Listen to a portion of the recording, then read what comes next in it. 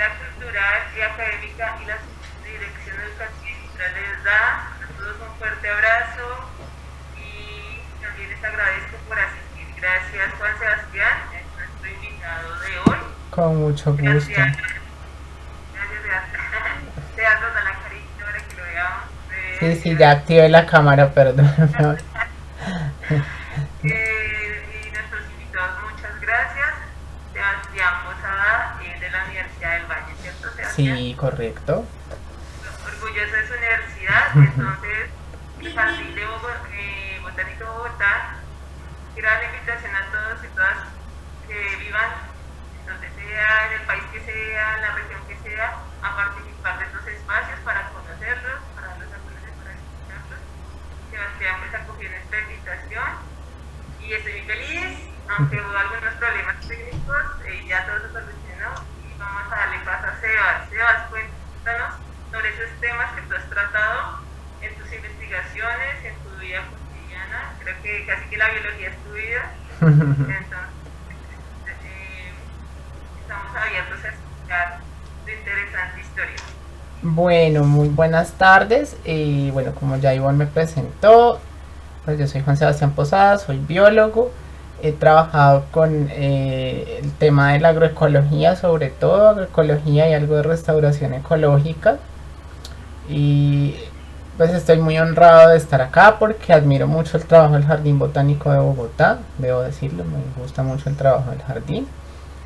Y bueno, entonces, bueno, mis experiencias de investigación que les quiero contar un poco son sobre el uso o la introducción intencional de plantas para atraer insectos benéficos.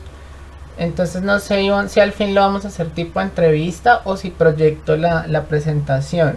Sí, me encantaría ver tu presentación ya que Listo. pues conocer todo lo que tú trabajas. Creo que de pronto en la entrevista se contaría un poquito, me encantaría que tú mostraras todo lo que nos traes para hoy. Ok, listo, correcto. No hay ningún problema. Bueno, entonces quería empezar. Ay, no sé si... ¿Están viendo mi pantalla? ¿Sí? ¿Se ve la presentación? Sí. No sé si los invitados también están viendo la presentación. Pueden escribir en el chat. O bueno, porfa, nos confirma. No, creo que la voy a... Bueno, ahí... Entonces, bueno, ahí están viendo la presentación. Sí. Ok, bueno, entonces decidí titular esta charla un poco, pues a última hora creo que es mejor hablar de que la diversidad vegetal y los insectos benéficos son una faceta poco mencionada de las relaciones entre planta e insecto. Normalmente cuando nos menciona las relaciones planta-insecto, se nos viene a la cabeza la polinización, que es como la más sonada, la que está más de moda últimamente por la misma crisis de los polinizadores, el tema de las abejas, que no es que no sea importante, pero hay más relaciones planta-insecto. Porfa, si tienen preguntas me las pueden leer porque yo, pues, como tengo el PowerPoint en pantalla completa. A ver, porque creo que por acá escribió alguien, voy a leer. Pues ya que me sale. Para hacer la presentación más grande. La voy a poner en pantalla completa. Me dicen si se ve en pantalla completa, por favor.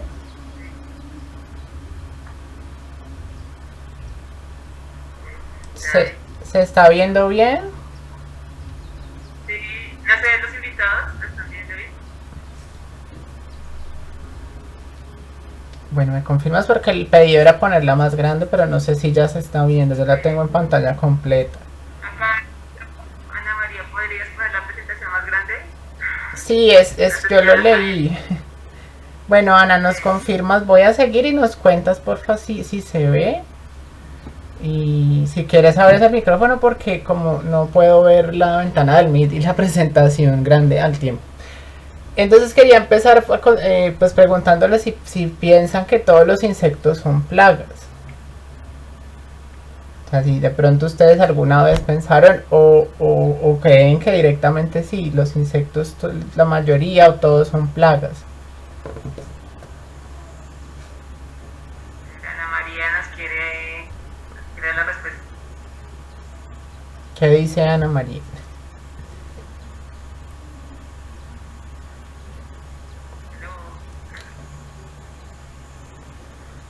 Como que intentarla, así, no hay insectos benéficos, acá está Gladys, dice, no hay insectos benéficos que ayudan en procesos de alelopatía. Ok. Sí, hay, exacto, o sea, hay algunos insectos que son benéficos, no todos son, hacen un daño. Porque esto igual es desde la perspectiva humana, ¿sí? Si en realidad pues la naturaleza, el juicio de lo bueno y lo malo pues lo venimos haciendo nosotros, pero bueno, eso es tema para otra charla. Pero lo que les quiero contar aquí es que claro, desde la perspectiva humana hay algunos insectos que son plagas, y otros pueden ser benéficos en función de esos daños que las plagas causan. Y la plaga, aquí pues quiero traerles como una definición más actual, es un concepto que ha evolucionado, pero más en los años cercanos a nuestro tiempo, pues ese concepto se ha decantado con que la plaga es más una situación donde un animal produce daños económicos a los intereses humanos. O va en contra de sus intereses humanos, porque también, aparte de las plagas agrícolas, recordemos que están los insectos vectores de enfermedades, pues que también pues son considerados un problema importante para la humanidad. Bueno, entonces partiendo de esa idea, yo quiero, para introducir al tema, creo que es importante que recordemos o ir a las redes tróficas. Las redes tróficas son, pues en cortas palabras, es quién se alimenta de quién en la naturaleza, ¿sí? Y cómo se interrelacionan esas interacciones de alimentación entre los distintos organismos. Entonces, pues en el esquema del lado derecho, pues lo pongo para que ustedes vean que las redes tróficas incluyen también organismos del suelo. La base son las plantas. De toda la red trófica pues son las plantas o los organismos que pueden producir su propio alimento, que hacen fotosíntesis, que son autótrofos. Listo, esto es como para que nos ubiquemos un poco en el tema del día. Y obviamente los insectos hacen parte activa de las redes tróficas. Y hay insectos, dentro de los insectos que son todo un universo, pues hay insectos herbívoros, hay insectos depredadores, hay insectos detritívoros, que es como el nombre técnico de estos animales que se alimentan de los desechos de los animales o plantas. Se podría decir que son unos recicladores. Los parasitoides, que más adelante vamos a ver qué es eso, si en el caso pues, de que no lo sepan. Y los omnívoros. Y porfa, no se sientan cohibidas de preguntar. Pues yo creo que como somos pocos, pues pueden abrir el micrófono directamente. Pues la charla está diseñada como para todo público, pero si de pronto hay algún tema que de pronto ya sepan, pues me lo pueden decir para avanzar más a profundidad. Entonces aquí les traía como un resumen de los distintos tipos de insectos, y en función de este criterio, pues si son insectos benéficos o si son plagas en su conjunto, porque pues los insectos son todo un mundo, hay millones y millones de especies. Pero como por grupos, en general, ¿cómo se pueden considerar? ¿Listo? Esto lo vamos a ir desarrollando más a lo largo de la charla, pues no me voy a detener mucho aquí. Eso es como para que se hagan una idea de esta diversidad y de los diferentes, cómo se consideran los distintos grupos, pues bajo esta lupa de los benéficos o de plagas. ¿Listo? Entonces, dentro de las plagas también reciben unas denominaciones de acuerdo a la parte de la planta, digamos limitándonos a plagas agrícolas. Entonces dependiendo de qué parte de la planta el insecto se come, pues reciben unos nombres. Si se alimentan de las hojas, les decimos defoliadores, como en ese conjunto. Y dentro de esos pues hay diferentes tipos, ¿sí? No me voy a tener mucho acá pues como especificando, es para ilustrarlos, para que ustedes vean qué insectos corresponden como a cada uno. También están los que se alimentan de la savia de las plantas, que son como los zancudos de las plantas, ¿sí? Que son una de las plagas que suelen ser más importantes. Y están los barrenadores, que son aquellos que se comen la planta por dentro, es decir, van comiéndose el tallo en su interior. Que una de ellas va a ser protagonista de una de estas investigaciones, ya les voy a mostrar. Asimismo, los insectos benéficos pues los podemos agrupar también en unas categorías. Entonces están los polinizadores, los más famosos, las estrellas de los insectos benéficos, mariposas, abejas y sírfidos. Tal vez los sírfidos son un tipo de mosca que cumplen un rol polinizador importante, pero de pronto son los menos conocidos para el público en general. Están los insectos parasitoides y los depredadores, que se consideran benéficos porque si tenemos depredadores en los ecosistemas de tipo agrícola, pues eso va a redundar en un servicio natural que puede beneficiar al cultivo, ¿sí? Entonces les voy a poner ejemplos de insectos depredadores por si no conocen. Están las avispas, ¿sí? Las avispas son depredadoras algunas, o la mayoría de avispas son depredadoras. Las mariquitas, que pues a su aspecto tan apacible son en realidad activas depredadoras. Las crisopas, que son como esto que a veces podemos confundir como con una mariposa si ven la foto del adulto, pero es otro grupo de insectos que se llaman neurópteros. Y aquí los vemos en sus distintas etapas del ciclo de vida, donde esto es muy importante. Hay insectos que durante su fase de larva, porque la mayoría de insectos hacen metamorfosis, y pueden tener una alimentación diferente al adulto. Entonces, en este caso de las crisopas, son depredadoras, las larvas son depredadoras bastante activas. Hay un tipo de mosca que también es depredadora, que le decimos es de la familia Psyllidae, y algunos tipos de hormigas también son depredadoras, que se les conoce en conjunto como las hormigas cazadoras. Bueno, ya aquí les cuento, los parasitoides son un grupo de insectos que se les ha creado esta categoría. ¿Por qué? Porque un parásito es cuando el animal se alimenta a expensas de otro, pero los parasitoides también hacen esto, pero la diferencia es que al parásito no le sirve y no le interesa que su huésped muera, porque se quedaría sin comida y sin casa. En cambio, los parasitoides terminan matando a su huésped, porque los parasitoides lo que hacen es poner el huevo en otro insecto o en otro animal, porque también hay casos de mamíferos, de insectos que hacen esto en los mamíferos, como los nuches, lo que es bueno, no sé en Bogotá cómo les diga, esa mosquita que le pone el huevo a la gente y le da el gusanito ahí. Ese también es un tipo de parasitoide, digamos. Pero en este caso ellos en otros insectos ponen sus huevos. La larva, cuando emerge del huevo, empieza a comer los tejidos de este animal donde su progenitor ha puesto el huevo. Y pues por ejemplo lo que ven al lado derecho es una oruguita, ¿sí? Esto verde acá encima de la hoja es una oruga. Y esos pomponcitos como de algodón son ya pupas de las abejitas que se han venido, las avispas, perdón, que se han venido comiendo por dentro de esta oruga. Un momento, Sebas. Ay, qué Señora, creo dime. que nos están moviendo la presentación. Creo que nos están Ay, moviendo. perdón, ¿por dónde quedó? Está en la 2. Uy, apenas. Pucha, me cae gordo.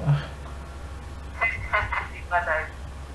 Perdón, no, porfa, interrúmpanme ahí mismo porque yo pues como no logro ver qué ven ustedes, pues porfa, a ver, voy a pararme aquí en la 13 que se llama diversidad en el huerto, me dicen cuando la vean. La 13. Se titula diversidad en el huerto, no aparece el número en realidad. Ah, ya. Pero no aparece. No, ay. Voy a volver a compartir pantalla, ¿listo? Para ver si se sincroniza. Listo. Ya salió. ¿Ya salió la diapositiva de diversidad en el huerto? Sí. Listo. Entonces, es toda esta introducción sobre los grupos de insectos. No sé qué, estamos dejando las plantas ahora un poco de lado, pero ya vamos a volver a ellas. ¿Por qué? Porque entre más diversidad, hablando de los sistemas, de los cultivos, de los sistemas agrícolas, entre más variedad, más biodiversidad tenga el huerto o tenga el cultivo, pues más y también más variedad de animales voy a tener. Es decir, si yo siembro distintas plantas o permito que haya plantas silvestres en pequeñas cantidades dentro del cultivo, eso va a hacer que la diversidad de animales asociados al cultivo sea mayor. ¿Y eso en qué nos beneficia? Pues que dentro de esa diversidad puede haber animales, ya sean insectos o ya sean otros tipos de animales como aves, por ejemplo, que nos ayuden a controlar las plagas por su actividad natural de alimentación, sin nosotros tener que hacer un trabajo adicional como personas que vigilamos estos cultivos. ¿Me confirman si cambió? Por favor. No ha cambiado. Ay, señor. Bueno, esta diapositiva es como una explicación también de por qué esta diversidad en los cultivos pues nos ayuda a que las plagas hagan menos daño, y es porque van a tener dificultades en localizar su alimento porque hay distintos cultivos, entonces puede haber señales confusas para ella en cuanto al olor de las plantas.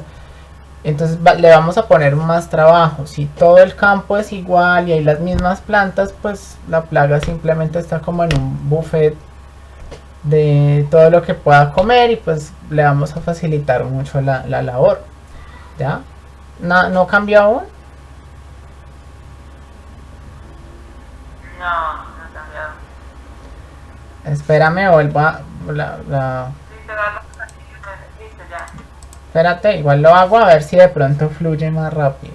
Porque es que pues tengo varias diapositivas, la presentación tiene varias diapositivas porque la idea es ir pasarlas pronto, pues para ilustrarles sin detenerme mucho en cada imagen, para ensayarlas.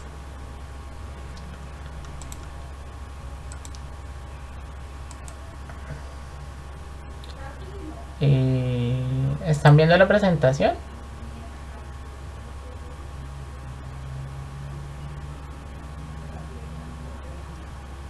¿Ya se ve?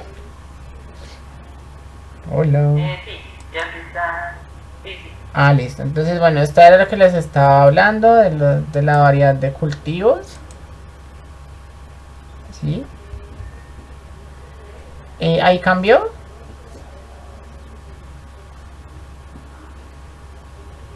No, de pronto. Dime. O sea, ¿cuál estás? ¿En policultivos y asociaciones? No, ya la pasé. Ay, ¿qué hacemos? Dale directamente hacia. ¿Cómo, perdona? De pronto dale directo eso. ¿Ya? Ya cambió. Ah, la dejo así pequeñita. Ah, sí, en la pantalla completa, a ver. Vale, listo.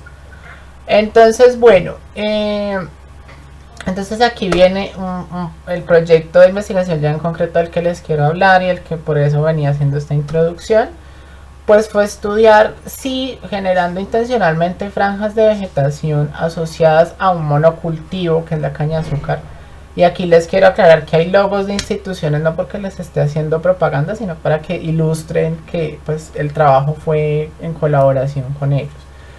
Entonces, este trabajo fue en asocio con CENICAña, que es el Centro de Investigación de la Caña de Azúcar de Colombia. En Colombia tenemos varios centros de investigación de distintos cultivos, entonces uno de ellos es CENICAña. Entonces estas organizaciones pues las crean los mismos productores y financian pues investigaciones para resolver problemas de sus cultivos, digámoslo así, en resumen. Entonces, perdón, ay, me fui muy rápido. ¿Está cambiando ahí? Ahí ven la otra diapositiva, la que dice problema de investigación. Hola. Ay. Hola, ¿me escucha? Ah, listo, ya me confirma que sí. Bueno, entonces les cuento en resumen. Una de las plagas más importantes de la caña de azúcar en el Valle del Cauca es este amiguito que ven aquí arriba, ¿sí? Este gusanito que es una oruga.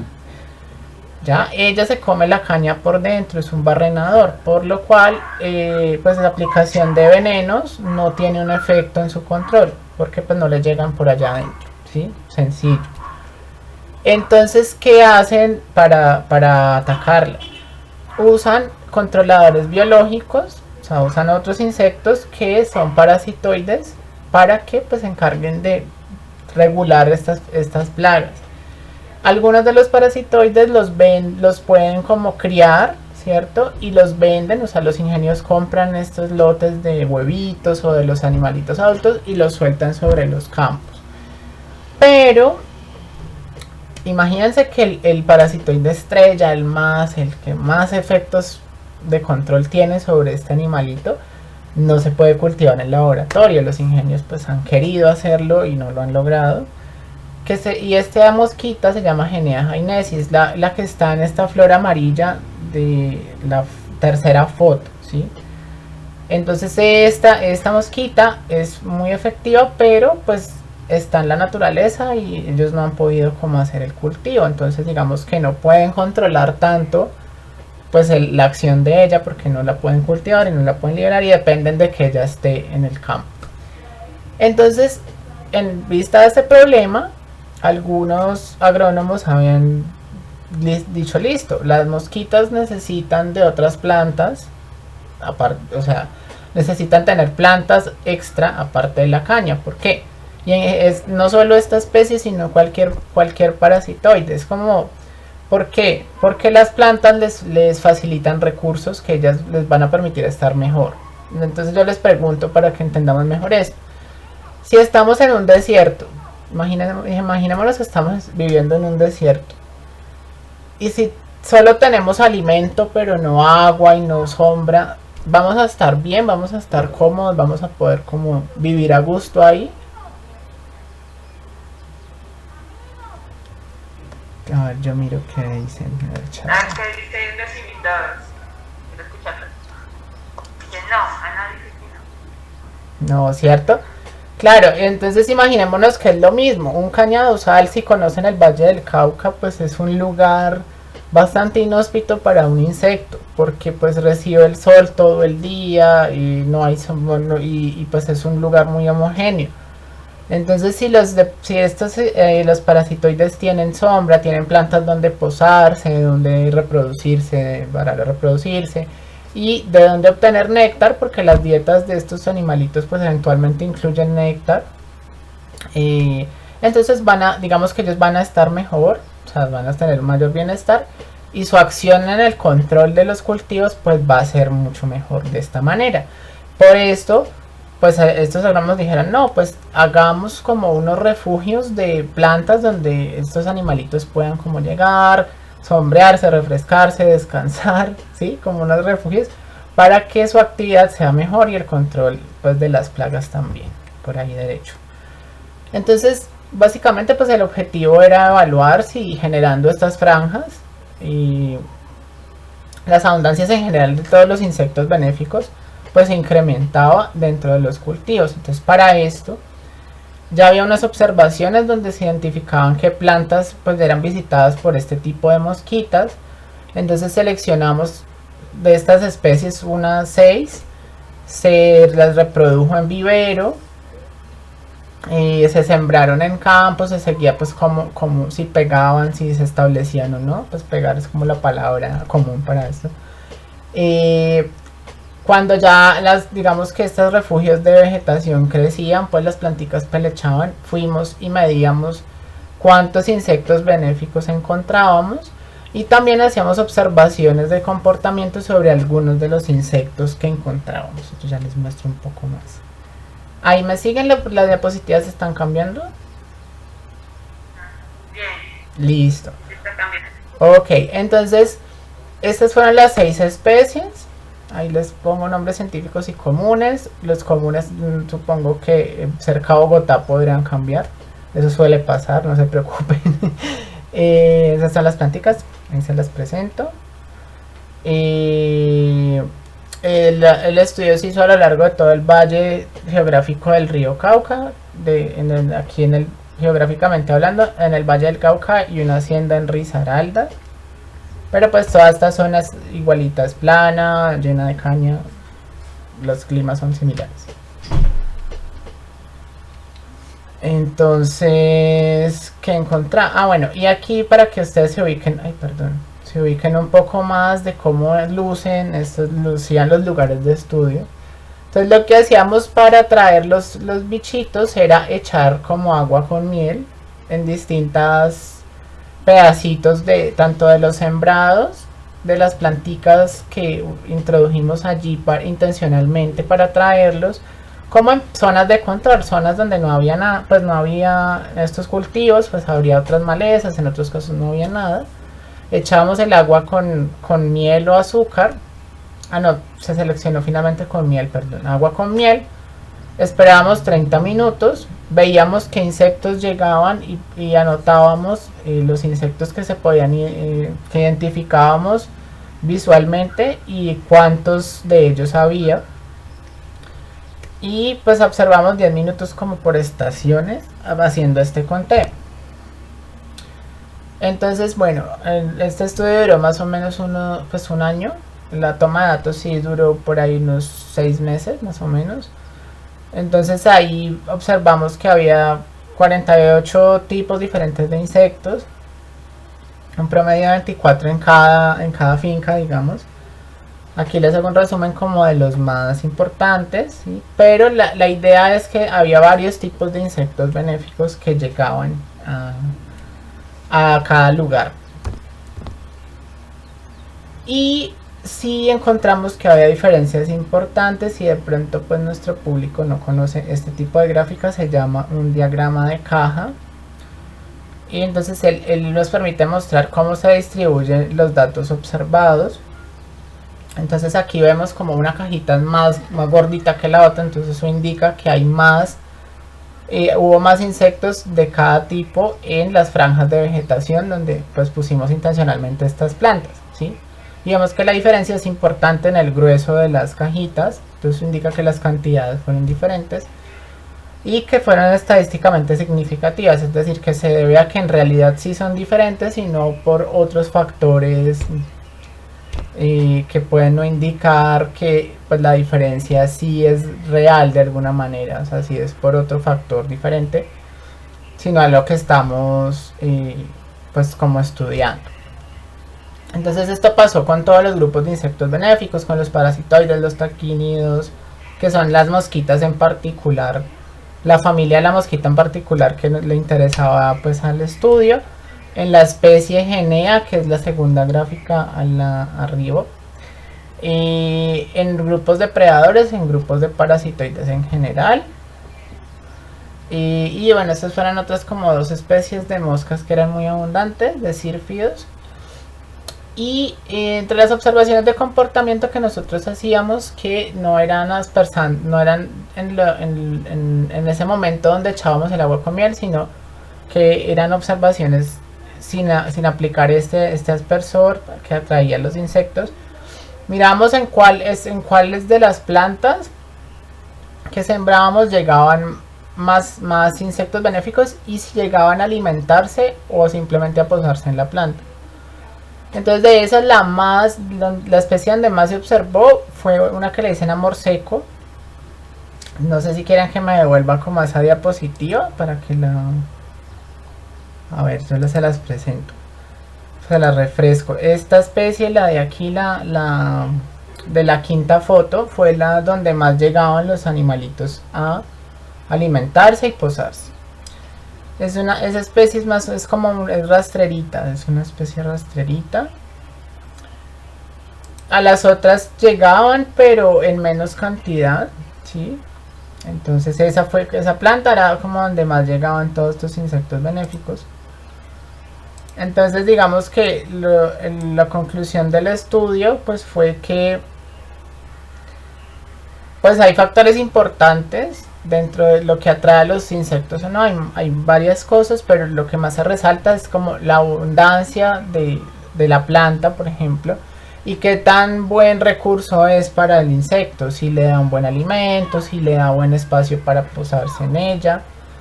Y en general las flores blancas y amarillas son atractivas para las moscas en general. Entonces como si recuerdan, pues la mayoría de estas plantas eran de esos tonos. En general las franjas tienen un efecto positivo en la abundancia de estos insectos benéficos y en especial de este grupo de moscas que era de interés del estudio. Y pues esta especie que les contaba era clave para la generación de estas franjas. Y algo muy importante es que estas plantas se dan de forma espontánea a la orilla de los cañaduzales. Digamos que a pesar de que nosotros las sembramos, esas plantas se pueden encontrar de forma natural en estas fincas sin que nadie tenga que ir a sembrarlas. Entonces eso es una buena noticia porque eso le ahorra un trabajo a los productores si quieren implementar esto a gran escala. Y de igual manera no son plantas difíciles de que estén en estas zonas, ¿no? Y pues que en este orden de ideas, pues que ellos al conservar cierta vegetación a la orilla de los cultivos, podrían hacer una estrategia más viable, dado que no requeriría ningún trabajo de sembrar, porque esto es dispendioso, pues ya a una escala grande, pues sería un trabajo importante y pues podría desfavorecerlo como una práctica, porque pues los productores van a pensar que esto es mucho dinero, bla bla bla. Entonces simplemente con que dejen y no fumiguen, porque en los cañaduzales les enferma ver cualquier maleza, entonces pues son muy dados a echar herbicida donde no haya caña. Entonces con que ellos no hagan esta fumigación, pues ya podría ayudarles a tener estos beneficios de estas planticas en sus cultivos. No sé si hasta el momento hay alguna duda, alguna observación, algo que quieran decir. Ah, mira. Y en la huerta tengo muchas de esas plantas. Ellas ayudan a evitar que la siembra de aromáticas pueda progresar con éxito. Claro, Gladys, lo que pasa es que estas planticas igual son lo que se le dice malezas. Entonces en las, obviamente yo te entiendo un poco porque soy huertero de balcón. Y claro, uno a veces pues las planticas, las malezas compiten con las plantas que tenemos, pero digamos que no todas, o si tú haces un control, pero dejas que eventualmente haya unita o dos que no te dañe mucho, también podrías beneficiarte. ¿Listo? O sea, es darle un manejo y observar si están llegando insectos que te puedan beneficiar en tu huerta gracias a estas plantas. ¿Listo? Bueno, ¿cómo? Dice Gladys, dice sí, que se reproduce mucho en la huerta de ella. Y Alica dice vienesas. Las buenesas, sí. Vienesas o buenesas es como una palabra que se propone. Sí, es correcto. Igual lo que yo les quiero llamar la atención, porque muchas veces uno cuando pues tiene una mirada más ambientalista, pues cree que en la agricultura industrial nada de esto se habla y que ellos pues solo quieren echar veneno y que no buscan otras alternativas, pero realmente pues sí se hacen cosas en esta vía. O sea, no se trata de hacer publicidad, simplemente como enunciar pues que sí están investigando estas alternativas y le están tomando en serio. Y pues que esto obviamente no es suficiente, esto no va a hacer que los monocultivos dejen de generar un impacto ambiental, pero pues sí están mirándose estas alternativas y cada día hay más presión sobre ellos por los temas comerciales también. Entonces pues es como una puerta interesante. Bueno, y otra experiencia que les quiero contar ya sin de más rapidez fue un proyecto que desarrollé en los Llanos Orientales. Esta vez en plantaciones de palma de aceite, con apoyo del CENIPALMA, que es el Centro de Investigación de la Palma de Aceite de Colombia, y la empresa Brizarde, pues que ellos fueron los financiadores de este proyecto. Este proyecto no era tan investigativo, era desarrollar unos conectores de vegetación, de árboles y arbustos, para aumentar la biodiversidad en la plantación, en términos amplios, ¿sí? Que hubiera más diversidad en su cultivo, en el paisaje. Entonces en los jardines la idea era que hubiera árboles y otras plantas que las metimos en el cajoncito de las arbences, que es otro término reivindicativo de las malezas, por decirlo así. o de otras plantas asociadas a los cultivos que normalmente son repelidas y temidas por los agricultores. Entonces ahí teníamos unas especies de rápido crecimiento que daban estructura y sombra. Creo que la idea es que estos corredores a largo plazo sean como unos bosquecitos. Y especies de biodiversidad que puntualmente contribuyan a fortalecer ciertos servicios ecosistémicos y a la vez brindan recursos a toda la fauna en general que pueda haber en las plantaciones. Aquí hay una foto, pues no es muy buena. Si están viendo, está cambiando normal ya, ¿cierto? La foto de la derecha es para los que no conocen cómo es una plantación de palma, es para que se hagan una idea. Y las plantaciones de palma, a diferencia de los cañaduzales, y pues cuando las palmas son viejas, tienen varios años, se parecen un poco más a un bosque. ¿En qué sentido? En que hay sombra, hay estratos y hay estratos, o sea, hay distintas capas y debajo de las palmas pueden crecer otras plantas. Esto a diferencia de la caña, donde pues no crece nada más, no hay sombra y no hay estratos, ¿sí? Porque la caña es un pasto gordo. O sea, así en resumen. Entonces, y pues las plantaciones de palma se suelen ubicar en zonas con mucha biodiversidad. O sea, en las plantaciones de palma uno logra ver más fauna silvestre que en otros monocultivos. Esto no quiere decir que yo le esté haciendo propaganda a la palma, ni que diga que la palma no causa daños, pero sí tiene unas condiciones un poco más amables para cierta fauna silvestre, que igual no va a haber un montón, no va a ser un bosque, pero sí hay mucha más que en otros cultivos. Mucha otra fauna puede convivir con la palma, digamos. Y algunas de las plantas de estas arbences yo les traigo aquí para contarles que sembramos dentro de algunos de los corredores, porque pues la escala no se pudo sembrar tantas de estas plantas como se quería, pero sí pues se logró sembrar aunque sea en uno de los corredores. Ay, perdón, no les expliqué. Aquí a la izquierda es como el mapita de la plantación.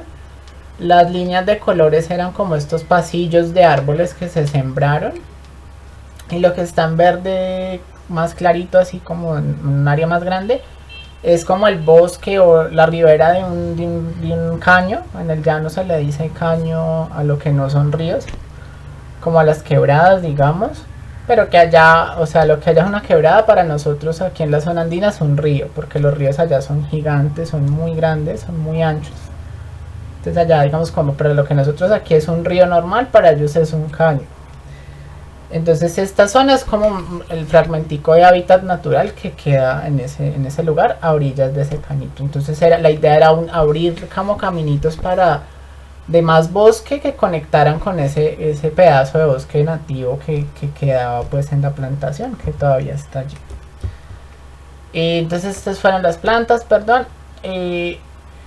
Algunas de ellas son de uso amplio en la agricultura más orgánica o alternativa, ¿sí? Porque son plantas que producen abonos verdes, que producen, fijan nutrientes al suelo, como es el frijol guandul, que es comestible, sino que en nuestro país no está tan arraigado en la cultura, pero en otras partes se consume bastante. Y la canavalia, que no es un frijol comestible, pero es muy utilizado en lo de abonos verdes, es decir, yo cultivo la canavalia específicamente para usarla de abono, para podarla y fertilizar el suelo con la descomposición de sus hojas, porque son muy ricas en nutrientes, y también tiene propiedades repelentes de las hormigas arrieras. Lo mismo pasa con el botón de oro. Y ya les cuento así más rapidito. En los cultivos de palma, a diferencia de la caña de azúcar, la medida de introducir plantas para atraer enemigos naturales de las plagas está súper sistematizada. Ellos ya han investigado. Al lado izquierdo ustedes pueden ver como la portada de una guía que ellos tienen, donde está cada planta, está qué animalitos benéficos atrae y qué plagas ayudan a controlar esos animales benéficos. Entonces ya les voy a mostrar así rápidamente más. Y entonces aquí ustedes observan, por ejemplo, una larva de una plaga que es como una oruga de mariposa, y cómo la controlan estos parasitoides. ¿Sí? Entonces una de las plantas que nosotros que se sembran en la plantación y que sembramos en las plantas se llama urena, y ¿Cuál es el principio general? Estas plantas, así como las de los cañaduzales algunas, le ofrecen néctar a los animales. Muchas veces a través de nectarios que están fuera de las flores, que se le llama nectario extrafloral, y pues atraen muchos insecticos, ¿sí? Entonces, por ejemplo, lo que pueden ver aquí en la foto, vemos a la avispita allí chupando néctar. También está una planta que se llama bajagua, que aquí en el valle le dicen martingalvis. También tiene bastantes nectarios extraflorales, es muy atractiva para las hormigas, para hormigas depredadoras. Y aquí les puse unos pantallazos del libro para que ustedes vean la información que tiene. Entonces ellos tienen muy caracterizado, listo, a dónde llegan los animalitos, qué insectos llegan y a quién se come.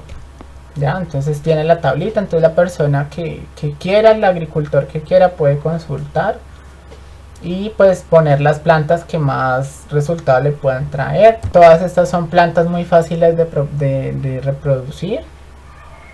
Esta es otra que se llama bicho, pues lo mismo les puse como para que ustedes se hagan una idea de esa información. Muchos de esos controles ocurren sobre orugas, que es como uno de los problemas más grandes que tiene la palma, las orugas que atacan las hojas, que generan defoliación. Y ponen depredadores y depredador generalistas porque los insectos depredadores son valorados, se sabe que pueden generar control, pero a diferencia de los parasitoides, pues el depredador se puede comer cualquier bicho. Entonces, pues si él ve una cucaracha ahí mal parqueada, se la come. Y la cucaracha puede que el cultivo no, pues ni fu ni fa, la cucaracha no va a hacer un daño en un cultivo agrícola, ¿ya? Pero el parasitoide tiene una gran característica y es que es muy específico en quién pone sus huevos. Entonces yo sé que el parasitoide solo va a ir a atacar ese animalito que me está causando el problema. Entonces los parasitoides son más preferidos por los cultivadores por esta característica. No sé si me dice entender. ¿Sí fue claro? Invitamos a los que se encuentran en la charla a responder si han entendido o de pronto creen que Sebastián puede ser alguna información. Ok. No, dice que sí. Bueno, listo. Y aquí para cerrar les quiero mostrar, este es un pequeño video que hice. Esta es una plantica de guamo. Me imagino que el guamo sí en Bogotá es lo mismo, ¿cierto? O conocen el guamo como el guamo. Este que tiene la vainita con las pepitas que vienen envueltas como en una cosita algodonosa. Listo, ok. Y como ya sin estar sembrado ya llegaban hormiguitas a alimentarse de los nectarios. El video se ve un poquito feo al principio, nunca entendí por qué, pero ya van a ver mejor. No sé si alcanzan a apreciar la hormiguita, está como por... En un segundo que ya vuelve a... La hormiguita llega... Ay, Dios. Llega como al centro de las hojas donde está el nectario. Entonces eso yo lo mostraba como la evidencia de que el arbolito con solo estar vivo allí ya le daba alimento a estos insectos. Y pues esta era una estrategia grande para aumentar la biodiversidad, como generar más diversidad, proteger, darle más hábitat a largo plazo a la fauna que quedaba en la hacienda y a la vez pues generar este servicio de interés para los productores de aumentar la fauna benéfica de insectos para el control natural de las plagas. Listo, bueno, eso era lo que tenía para compartirles. Pues no sé si pues quieren hacer alguna pregunta, hacer comentarios. Les agradezco muchísimo pues la atención y espero pues que haberles aportado conocimientos o inquietudes. Muchas gracias. Muchas gracias, Sebas. De verdad, ha sido muy valioso todo esto que nos has compartido, tu tiempo, todo este conocimiento que tienes, es maravilloso. Voy a abrir los micrófonos, yo creo que algunos tienen preguntas.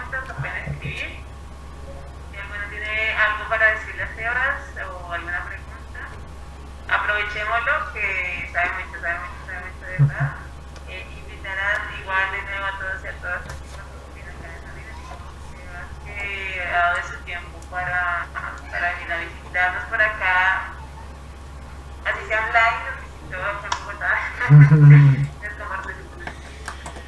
Desde acá dice Ana María que muchas gracias, entonces dice muchísimas gracias por este espacio tan importante. Muchas gracias, Entonces, decía Alika. creo que Ana María no le funcionó el micrófono, por eso no. Ok. Entonces, Ah, bueno, una cosita, Ivonne, que quería anotar era que pues no quiero que se vayan pensando que esto solo aplica en los grandes cultivos. Si alguno que me dan a entender que sí pues siembra en su casa, pues esto igualmente se lo pueden aplicar observando qué bichitos llegan, reconociendo de pronto los insectos benéficos. Pueden hacer el experimento, dejar alguna plantica por ahí a ver qué pasa. ¿Listo? O sea, no crean que esto solo aplica para los grandes cultivos agroindustriales o para unas fincas grandes. O sea, el mismo principio puede servirnos a nosotros en nuestra huerta en casa. También aplica. por acá, muchas gracias por tu complemento. Acá dice Alika, muchísimas gracias por este espacio tan importante. Agradecida de hacerme parte de esta reunión, invitar a mi grupo. Espero este espacio y esta misma información super agradable repetir para hacerla más a la comunidad de huertas. Sí, gracias a Dios, cuando tiene la grabación, entonces él me la va a pasar y también se la va a pasar pues, a las personas que estén interesadas para que vuelvan a ver esta información tan importante. Entonces, sí, gracias a Dios que graba, a pesar de todas las inconvenientes que hubo, pero bueno, ahí está, es muy valioso. Muchas gracias, Sebastián. Bueno, a ustedes por su atención.